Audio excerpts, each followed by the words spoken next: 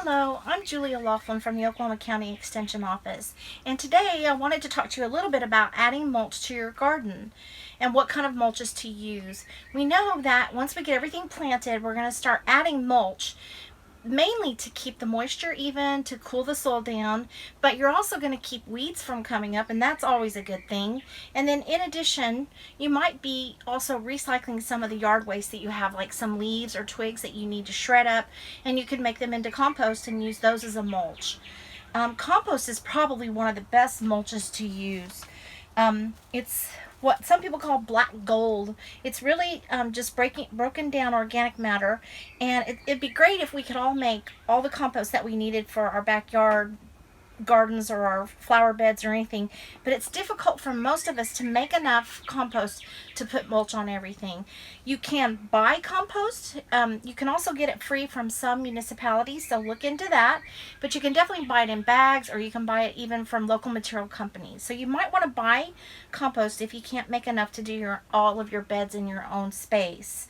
Another really popular mulch, and this is what I like to use on vegetables, is wheat straw. Not hay. Hay has too many weeds in it, and we don't want that. We don't want the weed seeds. So we try to use straw, wheat straw, which shouldn't have the weeds in it. You can get this at farm stores. You might be able to get it at your nursery as well. But it goes on very, very coarse. You put it on very thick, up to 3 inches on your vegetable garden, and that'll really help keep the weeds out. Plus it breaks down, and that makes really good organic matter that adds back to your garden, the way that compost adds back to your garden. Another one that's really fun, if you can find it, is pine straw. So if you have a pine tree and you rake the needles up underneath this is a great mulch for your garden. You can also buy pine straw. If you grow roses, this is their very favorite mulch. So pine straw might be worth investing in for your roses, or even for your other beds, because it actually looks really pretty too. This one is cypress mulch.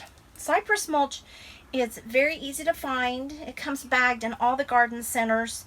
They call it no float because when you put it down as a mulch, it tends to stay where you put it instead of moving off once it rains.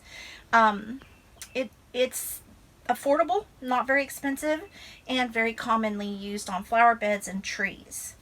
The last one that I have to show you today is cedar mulch. This is one of my favorites. One reason I like it is it smells good, but I also think it looks really pretty. It makes a nice fine or coarse mulch on top of flower beds and underneath trees. You can find this one anywhere as well, made from cedar trees, so cedar mulch. Any of these that you use can go on at different levels.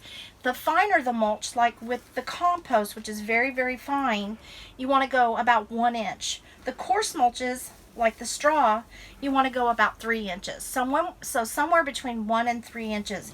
Remember too, if you're putting a mulch underneath a tree, it's fine to come up underneath the tree, but when you come to the base, come back down and don't push that mulch against the base of the tree. It's not good for the tree. So you can put the mulch on, but don't push it against the base of the tree. Come back toward level ground with the mulch at the base of the tree. And in addition, your potted container gardens, you can also mulch those. Once you get them all planted, you can put a layer of mulch on top of that, and that will help keep them wetter this summer, which we all know container gardens and container plantings dry out really fast. So there's a few tips on mulching. You might find other mulches that work for you, but these are some that are really easy to find. So think about it like putting the frosting on the cake. Once you get it all planted, put your mulch in, and it'll really help your garden grow. So thank you from all of us at the Extension Center, and happy gardening.